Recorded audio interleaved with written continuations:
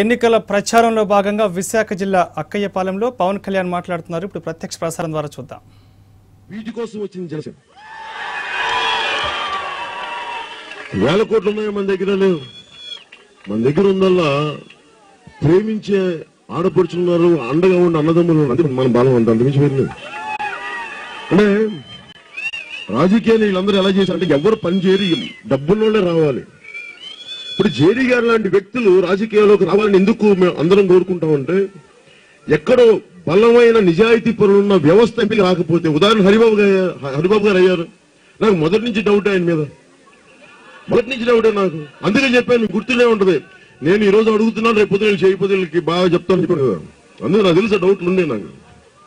వాళ్ళు పని చేయరు. వాళ్ళు ఎంతసేపు వాళ్ళ పార్టీ అమిత్ షా గారు కనిపించగానే టక్మని మోకరిల్లడం తప్ప భయం వాళ్ళకి. నేననేది నాయకత్వాన్ని గౌరవించడం వేరు, కానీ మన అవసరాలని మన ఆత్మగౌరవాన్ని తాకట్టు పెట్టడం వేరు. మీరు ఇక్కడ నేల తిని ఇక్కడ తిని అక్కడ పాలిస్తారంటారండి మీరు. అది నాకు భారతీయ జనతా పార్టీతో వచ్చిన సమస్య. మోడీ గారు ఎన్నిసార్లు వచ్చారు, ఆ రోజున కూర్చోబెట్టి 5 కాదు 10 సంవత్సరాలు అని చెప్పారు. మోడీ గారిని నేను ఎలా చూశాను మోడీ గారిని, మీరు ఒక నాయకుడిగా చూశాను. దేశానికి చాలా బలమైన నాయకుడు అని చెప్పాను ఆ రోజున. బలమైన నాయకుడిగా చూశాను అందరితో పాటు. కానీ ఆయన అందరిలాంటి రాజకీయ నాయకుడు అనిపించాడు తప్ప బలమైన నాయకుడు నాకు అనిపించలేదు. దేశానికి పనికొచ్చిన నాయకులు అనిపించలేదు. ఆయన మామూలు సామాన్యంగా అందరి రాజకీయ నాయకులు ఒక రాజకీయ నాయకులు అయిపోయారు. నాకు ఆయనతో ఉన్న కంప్లైంట్ అదే. మేము మిమ్మల్ని ప్రేమించి ఎన్నుకున్నాం, మిమ్మల్ని చాలా ఇష్టపడుతున్నాం దేశానికి ప్రధానమంత్రిగా. అలాంటి మీరు మనల్ని భయపెట్టి పాలిస్తారంటే ఎట్లా?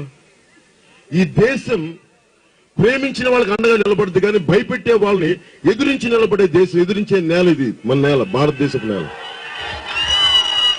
ప్రధానమంత్రి గారు కూర్చోబెట్టి మనల్ని భయం, ఫియర్ సైకోసిస్, భయంతో కంట్రోల్ చేద్దాం అంటే ఎంతకాలం భయపడతాం? ఎంత మనిషికి అంత భయం, అంత భయపడి అయిపోతాడు మనిషి. ఉదాహరణకి చైనా లాంటి మిలిటరీ దేశంలో ఒక కుర్రోడు, స్టూడెంట్ యాక్టివిస్టులు ఒకడు ఒక చిన్న హ్యాండ్ బ్యాగ్, ఒక బ్యాక్ ప్యాక్ తగిలించుకొని ఒక బ్యాటిల్ ట్యాంక్ ఎదురుగా ఉంటాడు. తియాన్మెన్ స్క్వేర్ లో ఫోటో ఉండదు. అంటే మనిషి తెగించాడంటే ఒక్కటి తెగిస్తే చాలు, ఒక్కటి తెగిస్తే సమూలంగా మారిపోతుంది.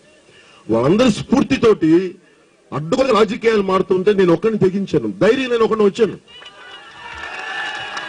ఏం పోద్ది? నేను ఎన్డీటీవీ ఇంటర్వ్యూ జరుగుతున్న అడుగుతున్నారు, మీ వల్ల మార్పు వస్తా అంటే మార్పు ఎవడో ఒకడు మొదలుపెట్టి తీరాలి. ఒకవేళ ఈ ప్రాసెస్ లో ఇంకోటి అడుగుతా, ఎంతకాలం నువ్వు నడపగలవు పార్టీని?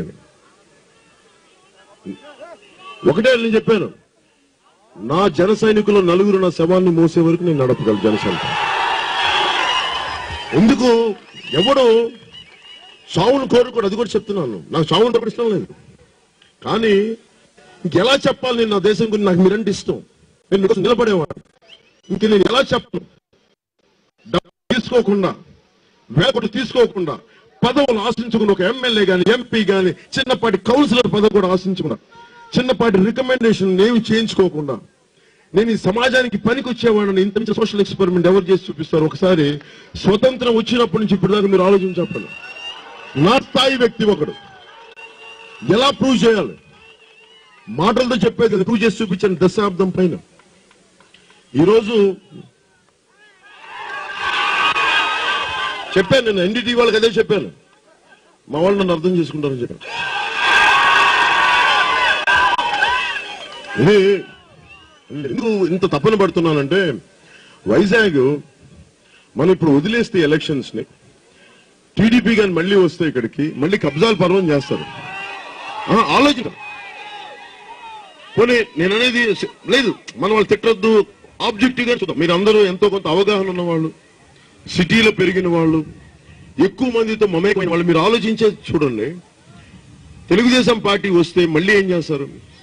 కంట్రోల్ లేదు వాళ్ళకి. చంద్రబాబు గారు ప్రజాదరణగా ఉన్న నాయకుడు కాదు, ఒక మంచి వ్యవస్థను నడపగలిగే నాయకుడు, దానికి ఆయనకి గుర్తిస్తాం. కానీ ప్రజాదరణ ఉన్న నాయకుడు అలా చేయడు. జగన్మోహన్ రెడ్డి గారి ప్రజాదరణ డబ్బిచ్చి కొనుక్కుంది, అంతేగాని గుండె లోతుల నుంచి వచ్చిన ప్రజాదరణగా. Thank you.